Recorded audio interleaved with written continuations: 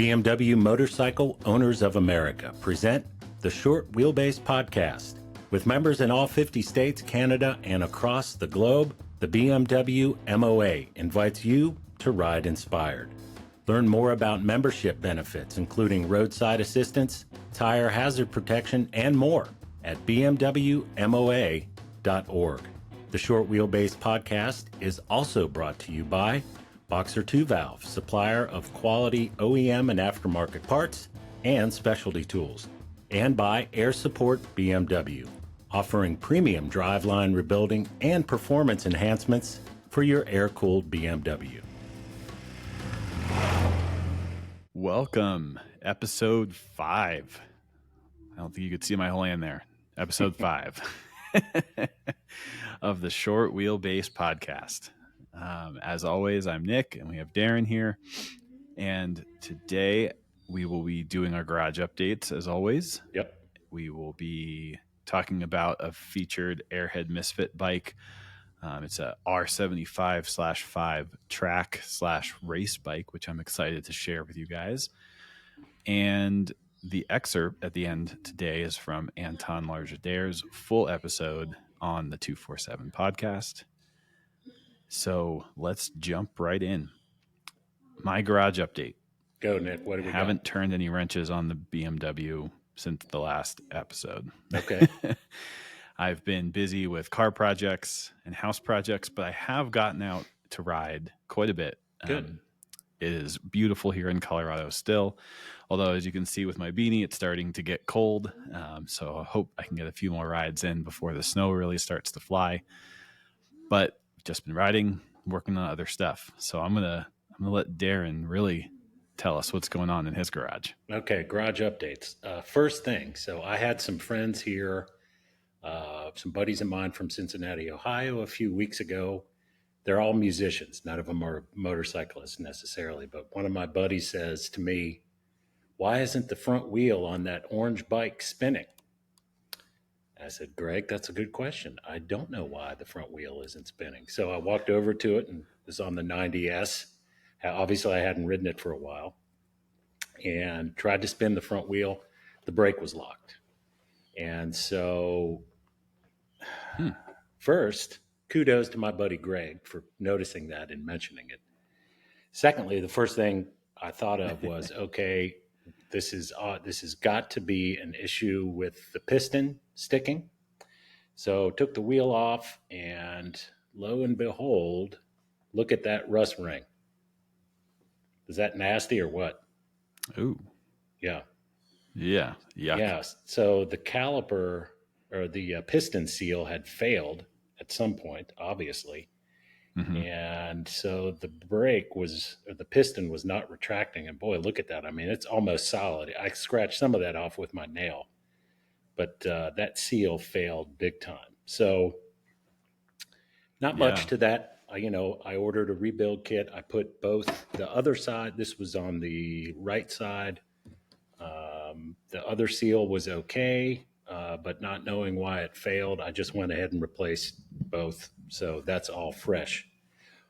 One thing interesting to note here, Nick, when I was just cleaning up the front end of the 90S, I had the fender off, just cleaning it in general when I went in to do that. We'll pull up a few pictures. I did not know, and this is maybe not on every motorcycle or fender of this area, but I found a pinstriper signature, as we'll see in these two photos here, underneath the R90S fender.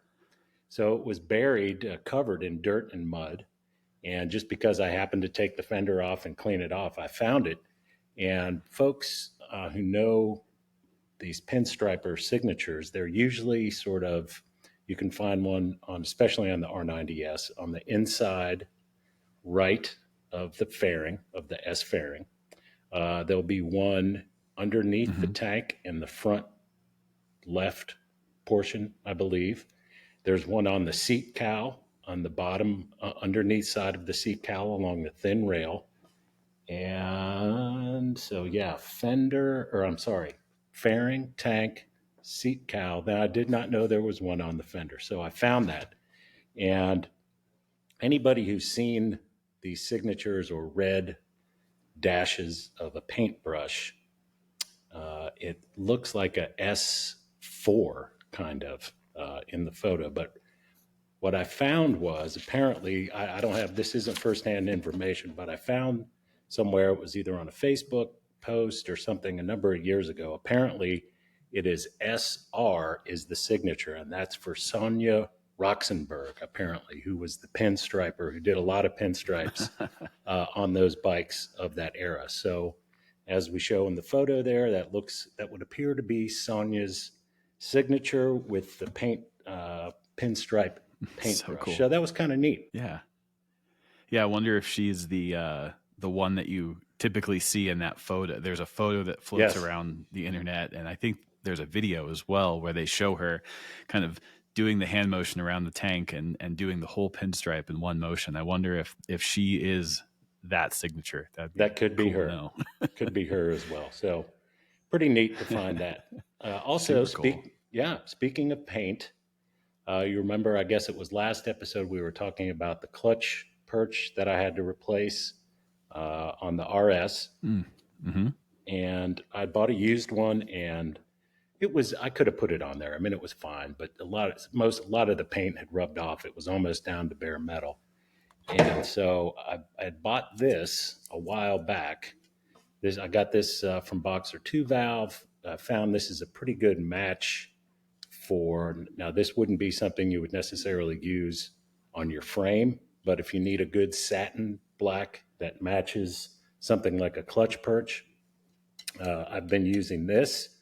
It's available from Boxer 2 Valve. And Nick, you want to take note of this right here. It says for professional use only. So if you don't have experience with paint, sorry, you're out of luck. Pros only. That's right. I just thought that's hilarious how they put that in there. Somebody in the marketing department said, look, we can really bump up the panache on this can, and we're going to put for professional use only. But anyway, Boxer 2 Valve has this, among many other things. This spray can. Yeah, exactly. And like I said, it was a great match for that clutch perch. Oh, let's see. And the last bit of news, garage-wise, so the green machine, I wonder if I can move the camera here. Let's see. There it is. Yeah, let's see it. I've got a box in the way, but the front end's off right now. So I've got, gotcha. Yeah, I'm starting the fork rebuild, internals, new steering head bearings, and a couple other doodads and things on the front end. So the winter build on the green machine is up and running. And I think that concludes my garage updates for this episode, Nick. Very cool. Did everything come out of the front end smoothly? No troubles with bearings getting stuck or anything like that? I haven't pulled the bearings for the steering head yet, but I will. Everything came apart pretty easily, no surprises, anything like that.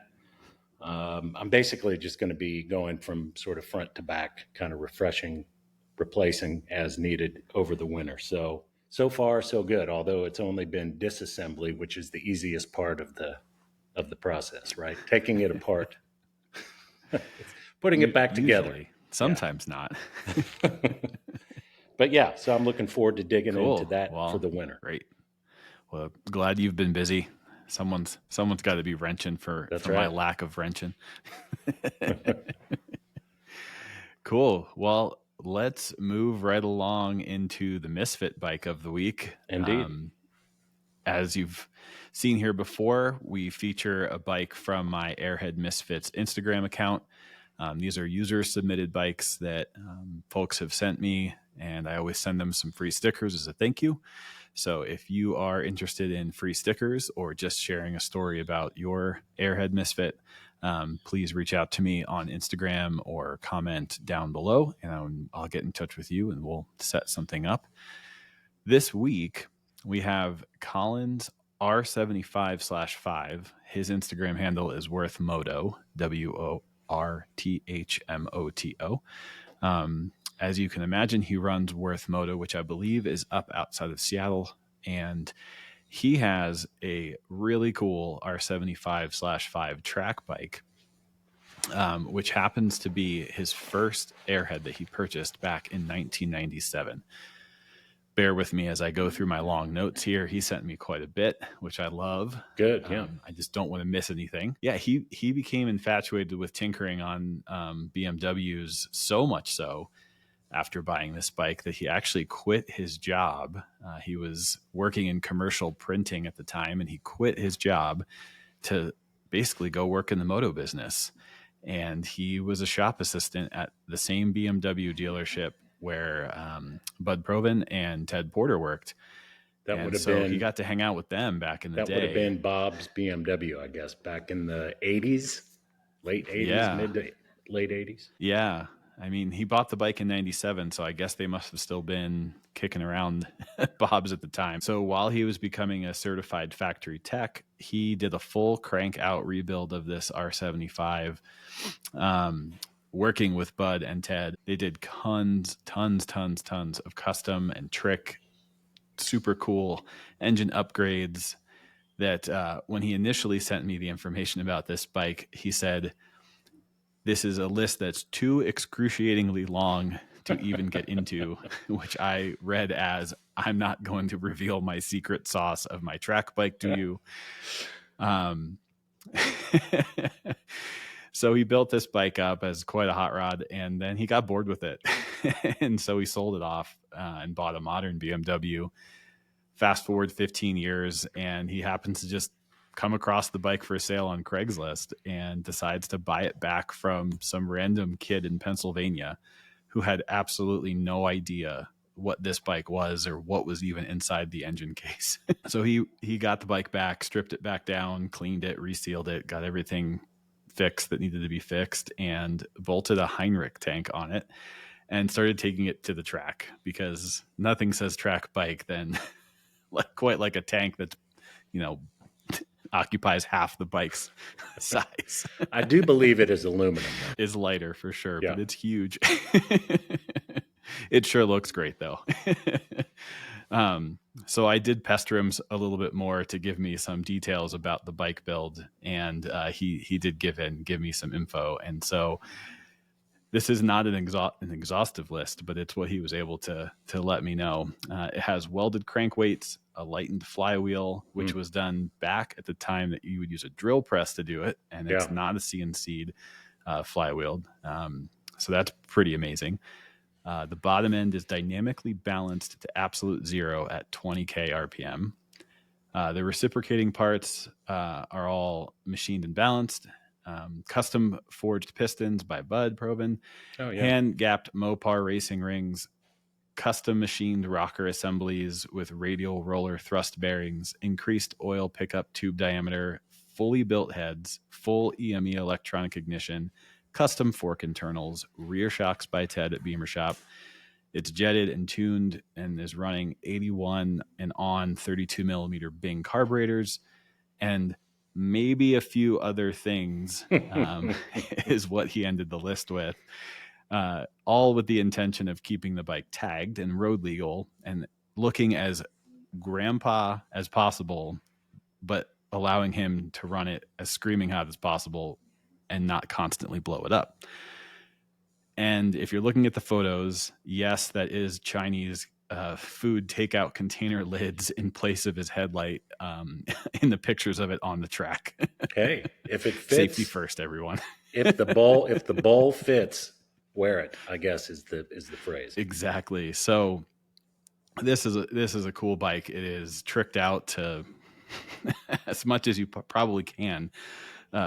An R75/5. I love that it still looks like, as he mentions, as grandpa as possible. It does. It sure does. And the photos of him just ringing it out on the track are just fantastic. I love seeing Airheads on the track. I don't know. They just, for some reason, to me, they don't look like they belong there. So that makes it even better when they are. It is. Well, it's a great story on this. I love the fact that he had the bike, sold it, and then found it all those years later. That's the being reunited like that is a neat part of the story. For sure. Yeah. Especially when he put so much time and effort into that bike to see it go and then have it come back and be able to reunite yourself with all that work that you did, 15 plus years ago. That's super cool. And even cooler that he's continuing to push the limits with this bike and see what it can really do. So yeah, kudos, very, very kudos good to you, Colin. Love it. Yeah, well done. And Nick, the other thing I was going to mention was, the /5 750 does seem to be a pretty popular vintage race bike. I mean, I can think of two other folks right off the bat that race those. One, shameless plug here, we'll be speaking to him in the long form podcast in the month or so. His name's Daniel May. He's executive director of ARMA. American Historical Racing Motorcycle Association, ARMA for short, obviously. He's got a /5 that he races. Also, I believe a lot of folks will be familiar with 46 Works in Japan. Shiro Akiyama, I believe, also races a 75 /5. And something tells me he probably does pretty good with it. Yeah, I think anything he applies himself to, he does pretty good at. Yeah. He does beautiful work. Indeed. Well, great bike, cool. Colin. Great submission. I'm curious if there's something specific about the R75 /5 that attracts so many people to put them onto the track. It's the engine that I have in my conversion bike, exactly, which it powers that bike quite well. I obviously don't have all of the added horsepower and go fast parts that that Colin has on his R75 /5, but it's a great engine. So there's a lot of people that love that engine. So yeah, again, thanks Colin for sharing that. This is an amazing bike. I shared this a couple months ago on the Instagram page and got a lot of great feedback on it. So I'm excited to be able to share it with you guys here. I'm also hoping to bring Colin on the show at some point in the future and talk to him a little bit more. He also, in addition to this track bike, he also built and still owns an R100 GSPD that he rode all the way down to Ushuaia, which is at the bottom of Argentina. Wow. Basically as far as you can go in South America. So that's pretty amazing. Not only is he racing airheads, but he's adventuring on airheads too. So I'd love to bring him on the show and chat a little bit more about that. That'd be great. So keep an eye out for that in the future. Well, so that's the Airhead Misfit bike of the week. All we really have left to do is roll into the excerpt of the week, but I'll let Darren intro that since he was the one who recorded this initially. Indeed. Take it away. Indeed. Thanks, Nick. So our excerpt is a conversation I had with Anton Largiader. This is digging back into the archives from 2021. As we do periodically, if we're going to bring back an archive or some segments from an older podcast, what we'll do is sort of boil this down to really Airhead specific content. So if you've not heard this interview before and you want to hear a little bit more in-depth conversation with Anton, as always, you'll link the full-length podcast down there. This particular excerpt, though, Nick, features a couple things. I'll just touch on the subjects. One is we talk about an oil pressure relief valve repair that he did for me on my G/S a number of years ago. I had a low oil pressure issue I could not figure out. I threw my hands up in the air and had to get it down there to Anton to get that sorted out. We talk about that. He and I also discuss waterlogging transmissions, which I've done, he's done. And maybe if you're new to the Airhead world and you hear this for the first time, you can avoid it. And then his Mount Rushmore of Airheads, which I hadn't listened to this conversation in a while.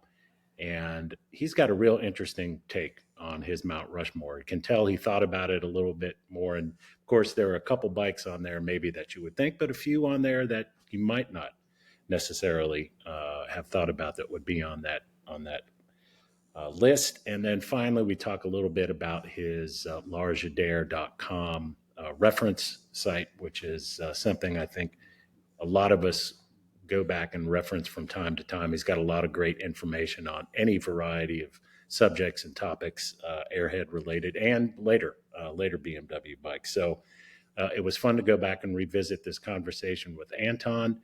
And I do hope to catch up with him again sometime in the future just to see what's been going on down at the shop and visit with him again. Cool. Awesome. Well, before we roll into that, I just want to remind everybody that there'll be a link below this in the description for the full episode with Anton and also any other pertinent links from today's episode. Don't forget to like and subscribe. You can find me on Airhead Misfits on Instagram and Darren on airhead247.com. But for now, let's just roll right on into it. Take care, everyone. We're committed to bringing you this podcast free of charge, never a paywall or subscription fee. And to help us do that, we rely on the support of our sponsors. We're happy to let you know the BMW Motorcycle Owners of America are continuing their free one-year digital membership promotion for Airhead 247 podcast listeners. The only caveat here to qualify for this offer is that you are either new to the MOA or have not experienced the MOA as a member in the last 3 years.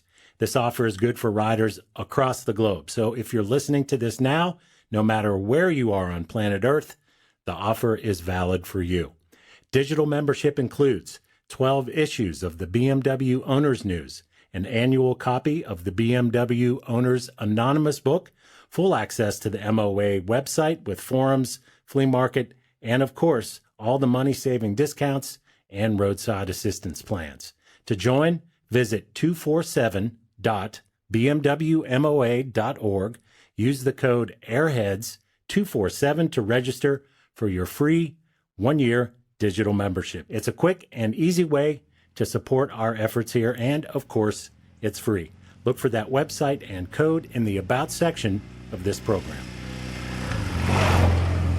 Happy to be joined by Anton Largider on the line. And Anton, first off, I pronounced your name right, yes? You did. Okay, good. So you may or may not remember, we first met back in 2015 or 2016. I have a R80GS that I sent you because I was having an issue with my oil light that would not extinguish. And I remember that. Good. Okay. So the backstory is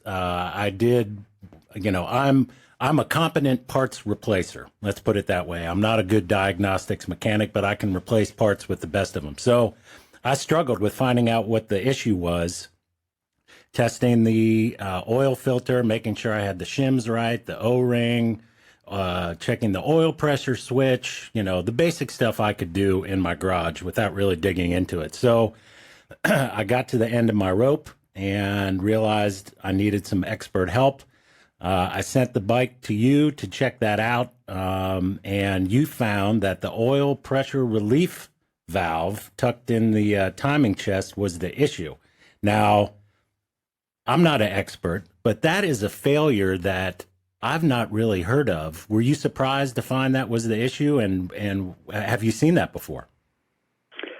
I was absolutely surprised to find that. I was trying to think how difficult it was, what the route was towards finding that. I'd never seen it before, and I personally have never seen it since. I think we found it just by just some good old, thinking, well, hey, if you got oil here, and just, sort of followed it around and eventually pulled the cover off, and I think we found some parts down there.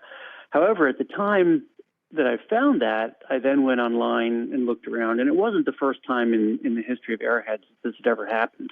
But it certainly wasn't anything I knew about before that, and it isn't anything that I've seen since. Well, that gives me great pleasure to know that I had such an anomaly in a failure. But I was glad you found it quickly, and I remember when you emailed me the picture of what had gone wrong there. Let's turn back the clock a little bit. Tell me about the first Airhead motorcycle you bought, and what was the allure and attraction?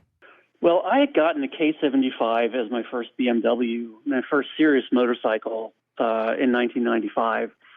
And I had been, I think, spending some time on the GS list, the old Mica Peak GS list, and I was just interested in picking up a GS. When I had been test riding bikes before buying my K75, I'd ridden an R100 GS that was in great shape, and I thought it was just a phenomenal bike.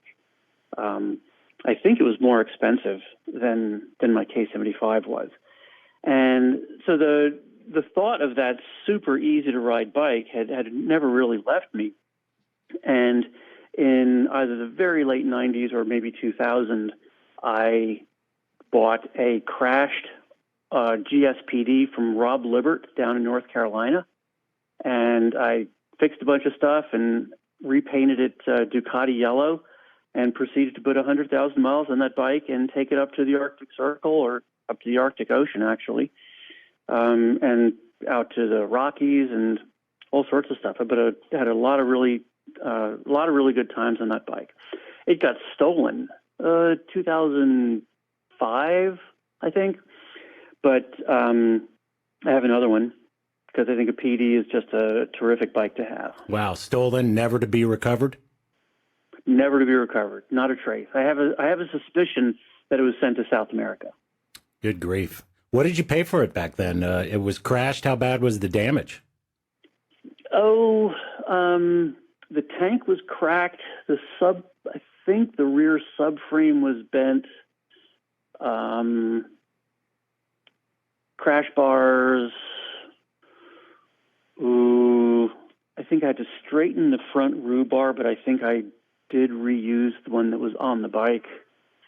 I think the wheels and forks were fine. It had been totaled by the insurance company, and Rob just wanted out of it. So, I mean, you probably got it for $1,000 or less, I would imagine. No, I don't think it was that little. Oh, okay. It was a running bike, but the bag mounts were bent, and the bags were, at least one of them was probably smashed. It needed a bunch of stuff, and tank and so forth is money. I tried to fix that tank. Nylon is very difficult to repair. People can do it. I can't. I remember after so I wasn't filling the tank up all the way, because if I got up to the cracks, it would leak out. And I remember a very embarrassing moment pushing this bike down the road to a gas station, and I'm thinking, here I am on the one BMW with the largest tank ever produced, and I have to push this bike to the gas station. I was like, I hope nobody I know sees. Oh, the irony. Yeah. So you said you went on to put about 100,000 miles on that bike. Did you have some of obviously when you were going through it, you probably knew some of the preventative things to do, what was going to come up maintenance wise and the failure points. But during its tenure, did you have to attend to what were some of the typical things you had to tend to during your ownership on that bike? Well, first, to put it in perspective, I was working an engineering job up in New York, and I had no idea that I was going to get into professional work on this. And so I wasn't super deeply immersed in the technical side yet. I was doing, I was maintaining my own bike, and I was active in tech circles, but that was about it. That bike did not have the circlip, and I killed the transmission on it by getting water in it. And worse than that, I didn't even know the water was in there, and it froze. Oh, good grief. I remember a winter where I went to go riding, and I couldn't shift the bike until the transmission warmed up. And I was like, well, that sounds like a problem. And ultimately the transmission suffered the failure that any waterlogged transmission or transmission with the front output shaft bearing failure suffers, which is, catastrophic destruction at the front of the output shaft. I got a new transmission in there. On a side note, I took the transmission out and took it to our dealer, who destroyed it trying to open it because he had his tech had no idea how to open an Airhead transmission. And I took it to Tom Cutter, and he looked for like 1.5 seconds at the parts that I brought, and immediately realized that the person who opened it had no idea how to open an Airhead transmission and had broken it, basically. Wow. But I got a used transmission, put it in there, I'm pretty sure. And I still have the output shaft from that. I think I use it as a tool for something. That was the only thing that really went wrong with that bike. I did have a charging system issue at one point. I had a rotor go bad. And I know now from experience that those cylinder heads could certainly have used work. They were making the noises that that generation of cylinder head with extremely wide clearances on the exhaust valves makes. It's basically a clanking that you can't tune out. It's not valve play, it's not rocker end play, it's the fact that the valves are rattling around in the guides. And it certainly had that. Yeah, you mentioned the waterlogged transmission. I've been guilty of that. In my case, it was because of deep water crossings here in the Ozarks of Arkansas, and I'm pretty sure water got in over the boot on the Speedo cable. Was that probably how that happened with you, or how did it get waterlogged? I know I took that bike through water up to the front fender. Yeah. I was out when I was working up in New York. I would just go out after work and just ride and ride. I was putting on like 45,000 miles a year at that point, and I would just go play. And I found this old abandoned like quarry or something. I was tearing around there with this other guy, and we'd go through these water crossings. And I mean, there were times that I was like full on the throttle, and water's over the cylinder heads, and I have a fair suspicion that was it. Yeah. Yep, been there, done that. I think I even sent one to you from an old bike of mine, and you opened it up and said, somebody was taking a bath inside of here, and we pretty much I just told you to keep it, and I bought. Yep. I remember. Yeah. I do remember that one too. The damage was severe. You and I talked about it, and I was like, I can fix it, but here's what else you can do with that much money. Yeah, exactly. One of the great things about owning a Classic 247 is taking pride in maintaining and repairing the motorcycle yourself. For some of us, yours truly included, there are some jobs that are better left to specialists. For me, transmission repair, that is one of those jobs. Airhead transmissions, they're mostly robust until they're not. Then, eventually, they're going to need some attention. That's where George Thomas and Air Support BMW come in. From repairing broken shift dogs, pawl springs, or adding a circlip, Air Support BMW knows how to repair your transmission and get it right the first time. Maybe you want to add a shorter first gear and taller fifth to your GS, or updating the shift kit on an older model to an improved later setup. George and Air Support BMW has got you covered. To get a quote on transmission repair or any other mail-in driveline repair, check in with George at airsupportbmw.com.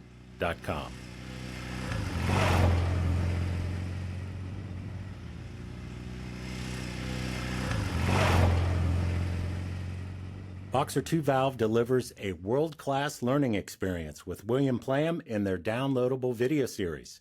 Get tips and tricks from William's 40-plus years of motorcycle experience in a format you own, commercial-free, with access anywhere, anytime. Each video contains content that's applicable to mechanics of any level, whether you're just starting out or have some experience with the spanners. You'll be able to take away some valuable information to assist you in your project. I know I've mentioned this before, but when I reconditioned my R90S a few years back, I had these videos on my laptop on the workbench. I watched each service sequence before digging into the job. These videos gave me the confidence and assistance I needed to get the 90S back into shape and back on the road.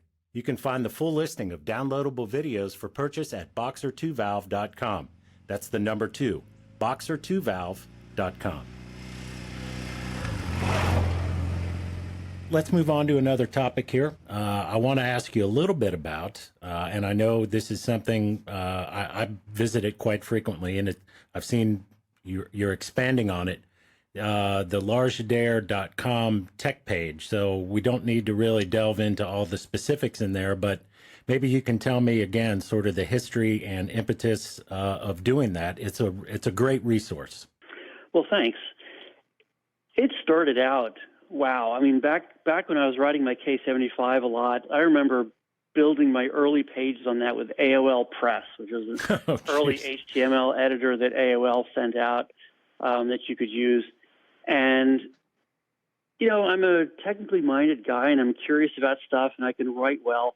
And so I just ended up writing a bunch of stuff. You know, this was back when the IBM WR Big List was massive, and, you know, early days of the web and all of this. And so it was great to sort of jump on that and get a lot of good information out there. As time went on, I found that I used it to document stuff that I hadn't known before and hadn't needed to figure out. And it was as much a future reference for myself as it was for anyone else's benefit. You know, if I run across something that I've never seen before and I end up saying, you know what, well, how does this really work? And then I end up looking up all the parts, and then I realize that, you know, these parts changed in this year because of this, and this is now not compatible with this any longer. You know, this is the stuff that trips people up, and it'll trip me up in the future if I don't write it down and have a way to reference it. And a lot of the stuff that's on my website is really just that. It's me documenting strange stuff that I found out so that I or anyone else doesn't have to learn the same thing all over again in the future. Yeah, well, on behalf of everybody, let me just say thank you again. I've got it bookmarked, and I'm on there on a regular basis. I have to ask you, maybe kind of as a humorous note, but also somewhat seriously, did you find that there was any redundancy, or were you surprised at some things you were putting up on there that weren't on Snowbum's BMW tech page? I mean, that is famous for being, you know, thorough to the point of being over thorough sometimes, but were you surprised, or you said, gosh, you know, I can't believe this isn't on there, or hasn't been covered? Or, you know, I know you're referenced on his page, so tell me that sort of relationship there. I explain things in my own way, and definitely some of the things I've written can legitimately be considered an alternative explanation to something. All sorts of people have written about torque and horsepower, but the prevailing explanations of torque and horsepower don't seem to answer many of the questions that certain people have. And so when I wrote that article, which is the one that just pops into my head right now when you mention that, when I wrote that article, I was out to provide the information in my own words, and I knew that it wasn't going to be the right explanation for everyone. And so I put links on there to a number of other articles. You know, hey, if this doesn't resonate for you, try this other one. He's pretty good too. A lot of that stuff, or maybe even all of it, is definitely the way I want to describe it, even knowing that that wasn't going to work well for everyone. It's how I think, and anyone else who thinks the way I do can understand it. And I've certainly had a lot of positive feedback on it.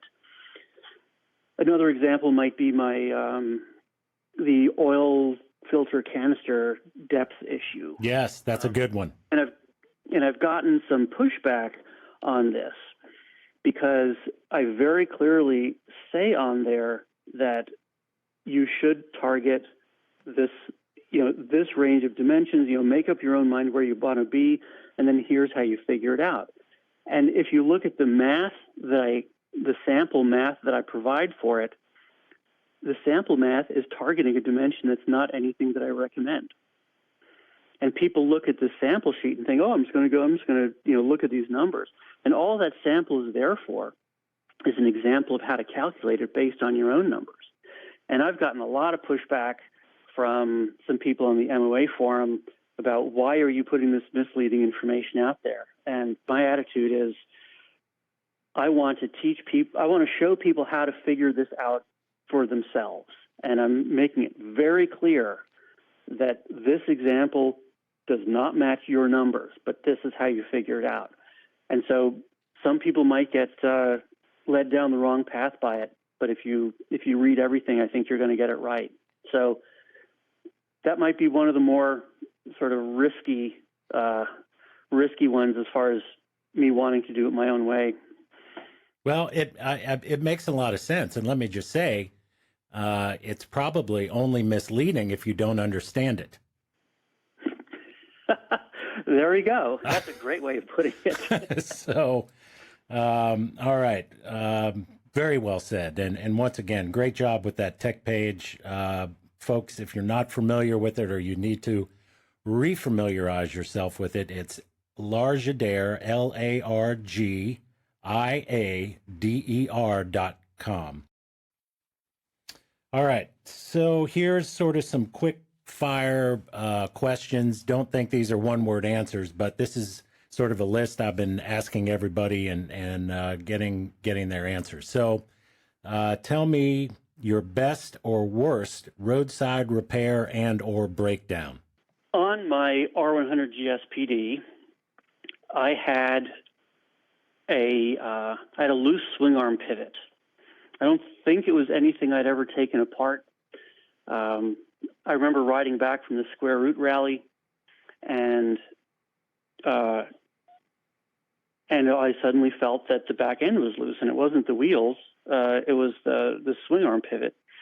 And I remember just pitching the bike over on the side of the road and getting myself going again.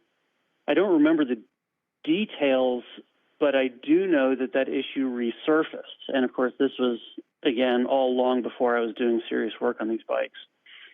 And the second time I was up in New York doing my usual just riding around after work, and it was like 9 o'clock at night, and I was going to grab a slice of pizza from the next town over or something like that. And I'd been out for 150 miles already, and I felt that same wiggling in the final drive, and I could see that was loose. And I ended up I put two Allen wrenches together like an 8 and a 4 or something. I could fit them into that 12 millimeter hex on the fixed pivot and thread it back in, and rode down to a parts store and bought a 1/2-inch ratchet and a set of 12, 14, and 17 millimeter 1/2-inch drive Allens, which I didn't have and thought that was a great thing to have, and cranked on it and went home and cleaned it and Loctite it, did all that stuff, and that issue simply never came back. Wow, that's great. So you did if I'm understanding that right, you did the Allen wrench math in your head and thought I can cram two of these in here to equal 12 millimeters, and that did the trick. It was enough to thread it in to the point that I could ride somewhere else. I've done a lot of little roadside stuff for myself and for customers. Can't really say that any of them was the best. I'm really reaching here to think about anything that turned out really badly.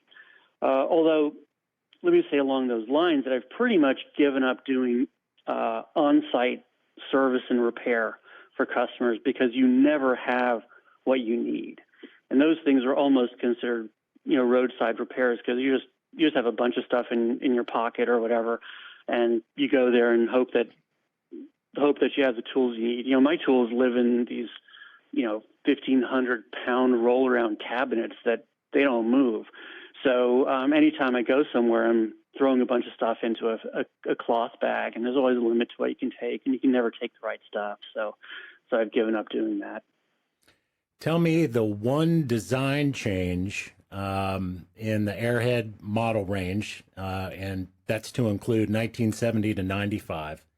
One design change, engineering change, if you could go back in time on those bikes and tell the engineers, please, this should never have happened. What's one of those you would do? Well, it's easy to it's easy to point to any of the classic failures, the 81 to 84 valve seats, or the omission of the circlip, or, can you please just make a better alternator rotor or something like that. But, those are weaknesses, but I wouldn't call any of them like fundamentally flawed decisions from the ground up. And so the one that stands out, it isn't actually one that affects me that much because I deliberately stay away from it.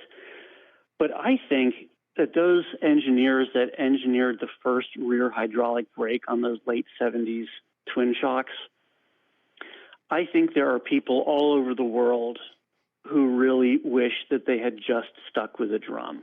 And BMW figured it out. They went back to drums and stayed with drums for the rest of the Airhead production. But that system is just awful.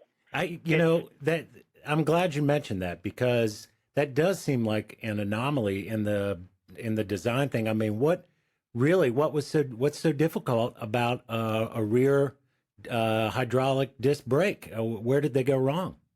Yeah, it's that bad. You go to remove the swing arm, and you have all these pipes in the way. And I get the allure of a disc brake, and I think BMW felt some pressure from the competition. Hey, they've got rear discs, we need to have rear discs. And it's a nice, easily modulatable brake. The wear parts are very discreet. You replace the rotor and the pads separately, and you don't wear out an entire wheel. There's lots of good stuff to be said for a disc, but there's nothing good to be said for that disc. Fair enough. And I think, as you mentioned, that they went back to the drum brake for pretty much the duration after that really says a lot. All right. Your Mount Rushmore of classic Airhead BMWs, again, sticking in the 70 to 95. What are the four you would carve up on a mountain as the premier bikes of that era? All right. Not going to make any friends on this one, I can tell. The first one, I'm just going to go in chronological order. Okay. Here. The first one's going to be the R75/5. Summer of '69, this thing entered production, and it was the first high-performance modern Airhead. With the /5, we were back to telescopic forks. We had a pressure-fed oil system. It was a totally redesigned motor, and this was a very, very good bike. And at the time, people knew it, but I think there are probably enough people whose motorcycling experience post-dated that they don't really understand how good it was. The Japanese were certainly there, and the Brits were there, and the people who didn't have the money for a 75/5 ended up getting something else because they were certainly more affordable. But that really, in many ways, was the bike to have, and it set the groundwork for all of that range that you're talking about. And it was the forerunner for every naked Airhead that you see going down the road with bags strapped to it and accessories bolted onto it. I mean, that was the first one. And yeah, there are people who like the R60/5 instead, like Matt Parkhouse and Susanna put billions of miles in those things around the world. I have a less charitable view of those. I think the 50s and 60s should all be melted down and turned into 75. But I have a November '69 production 75/5, and I love it.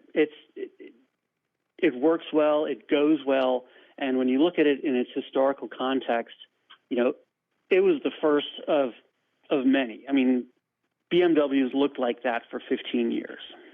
That's right. Well said. Well said. So my next one, of course, the R90S and the 77 R100 RS get a lot of press, but I'm going to skip those. Okay. And I'm going to go another year, I think, to the R100 RT. 79 that came out. Yes, so 2 years. I was right. Yeah. when the R100 RS came out, there was a lot of hype about the wind tunnel tuned and so forth. But when the RT came out, you simply saw them everywhere. And BMW, since that day, BMW has never not sold an RT. From 79 till the 2021 1150 RTs, they have never not sold an RT. They revolutionized the touring market with that, or at least the touring market in that segment. You know, the Gold Wings were around about from that time period, but BMW certainly found their niche when they launched the RT. They have not made RSs every year. They certainly have not made S's every year. They have never missed a year making an RT. It defined touring BMWs. Well said. You know, I had never thought about it like that. You're 100% right. Okay, number 3. The G/S. It's not a fantastic bike, but along the same lines as the RT, here's another model that eventually defined an entire market segment. I'm actually going to let the G/S do triple duty here. The G/S not only ushered in what we now call the adventure bike market, but it also ushered in the whole modern range of airheads that started in 1981 with the lighter clutch and the Nicosil cylinders. And yes, unfortunately, for a few years there, the really bad valve metallurgy. But most of the 81 improvements were very, very solid. Electronic ignition. It ushered in all of that, and also ushered in the single-sided swing arm, which when I got into BMWs, everyone I spoke to considered that a BMW trademark. They're like, oh yeah, it's a BMW. It's got the single-sided swing arm. Historically speaking, it didn't exist before 1981, but it has become so identified with BMW that I think it's worth noting there. Well said. So the G/S does some triple duty there. It brings the 81 on improvements, which were the only things that kept that whole line of motorcycles viable at all. It brought the single-side swing arm, which ended up in place on every BMW until the F650 style came out, and it launched the adventure touring market. Yeah, BMW has not missed a year of making a GS, although for the U.S. market, my understanding is that in 1987 there were only 2 bikes. Huh. That's interesting. I didn't know that. And you know, you bring up a good point about the mono lever rear end there. I mean, so often the G/S, and rightly so, as you mentioned, the forebear for the whole adventure bike and the GS series. But that's, I don't want to say an underlooked aspect of that bike, but one that folks don't always historically appreciate. So well said, giving the GS some its props there. Okay, number 4. Number 4 is the R100 GS, because BMW took everything that was wrong with the R80 GS and fixed it. And the R100 GS, even though it's a little bit less off-road worthy under certain circumstances, but not others, it's actually not that straightforward. Even though it can be considered a bit less of an off-road bike, the direction it was going is the direction the GS line has gone ever since then. After that bike, the GS has always got 19-inch rims, and then starting later on, when the liquid-cooled bikes came out, they got 170 width rear tires. They got street-sized tires on them. The GS has certainly become more of a road-going bike over time, and the improvements made from the G/S to the GS in 1988 were along these same lines. The weaknesses got fixed, but the weight went up a little bit, but it was considered worth it. You know, the rear subframe needed to be stronger. Stronger's heavier. It got a bit heavier, but it got better. The GS got tubeless tires with spoked wheels. This was pretty groundbreaking. Yes, those rims are pretty heavy if you ever pick one up. But given the choice, oh my gosh, tubeless every time. Yeah, 100%. So that bike has moved the GS. That started to move the GS line to where it is now. So, and of course, as we know, the GS is a phenomenally popular bike. Just even for pure street use, look down the roster of the Iron Butt Rally that's going on right now. Our 1200 GS is all over the place. Yep. So would you maybe to dissect that a little bit more on the Paralever Series GS? Would you have, which one would you put up there then? Would it be the 88 to 90 with which maintained the old headlight nacelle from the G/S, was a little bit lighter, or would you go with the later version where the fairing was incorporated? They're both great. I have one of each.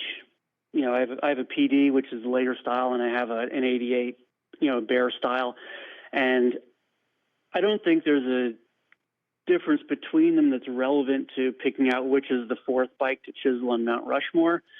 But they are very different, and someone who wants one of those should certainly ride both of them and just see how they behave differently. The later bike is a bit heavier, but it has less. There's less weight on the steering, so the bars move a bit lighter, and of course, a frame-mounted fairing is always more stable.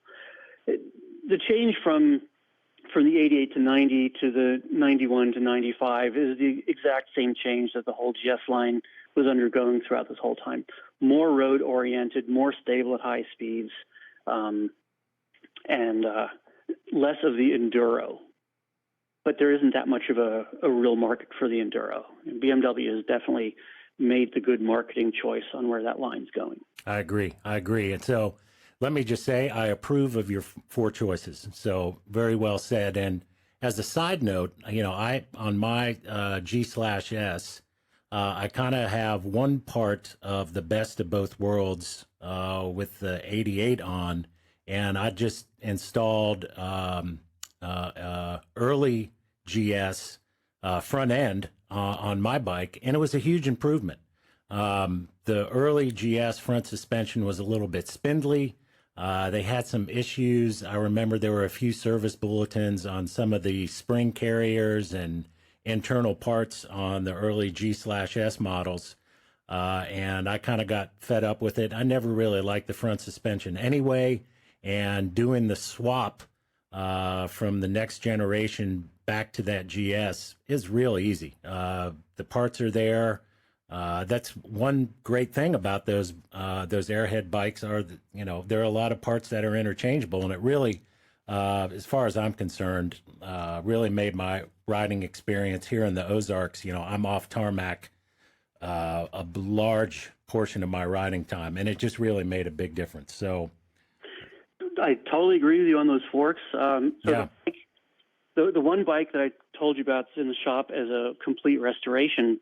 This is a bike that I've done some work on over the years for the owner, and I remember one of the things I did many years ago when my shop was still at my house was I installed a 320 millimeter rotor kit on it. He's like, I could definitely use more brakes. Okay, we'll do this rotor kit. Well, what I didn't realize, I had no reason to think about it, was that he didn't have a fork brace on there. The stock fork brace, the cast aluminum upside down U, simply wasn't there. I didn't notice. I put this 320 millimeter rotor on, went out for a ride, zipped down through the twisties outside my house, got to the bottom, grabbed some front brake, and practically put me in the ditch. Oh my God! Bike just swerved to one side, and I think people misunderstand why this happens. It's not that one side of your wheel is being slowed down and the other isn't. What happens is that one fork leg is being bent by the braking forces and one fork leg isn't. And so that the resulting mismatch in those, if the fork legs aren't locked together and are free to flex independently, one side ends up coming back and that turns the wheel and the wheel goes to one side. And the missing fork brace was very evidently missing at that point. And I got back to the shop, and I had a San Jose brace from somewhere that I sent out for powder coating, and put it on, and it 100% cured the problem. It was all about the fork stiffness there. But you can go and do that same test with a 100 GS fork, and it's not going to be scary at all. I've taken the brace off one of my bikes, and there was absolutely no noticeable difference. Those forks are just so much stronger. And so looking at this G/S that's in here for this, I actually took one of my old R100 GS forks, and it's on there right now. Yep. In this case, we are making it a bit complicated by sticking with this old wheel. So there are some axle size issues that I have to deal with some machine spacer, but it's still going to be a fantastic front end. I shortened it to match the travel that he had, and it's going to be great. Yeah, when I did it, I went ahead and upgraded to the Acront rim. The bearing setup on the Paralever GSs on the front wheel so much easier than on the G/S. I mean, you just pop them in. You don't have all the wedding bands and stuff like that. So just a great improvement all around. Anyone who's got a old G/S, I highly recommend that change. Well, look, Anton, this has been a really great visit. It's been great catching up with you today. Folks want to find out more about what you do. They want to reach out to you for some service. The best way to do that is Virginia Motorrad Werkstatt, Werkstatt, or they can also find you, and I'm going to guess you've probably got an email link or some way to connect with you at Largiader.com. That's LARGIADER.com. Do I have all that right? You have that right. Largiader.com is going to be all of the tech pages, and there's a link to the shop there. If people just want to skip straight to the shop, vamotorrad.com is the website for the shop, and if you spell it with only one R, you still get there. Oh, okay. That's handy. Once again, Anton, great visiting with you today, and continued success.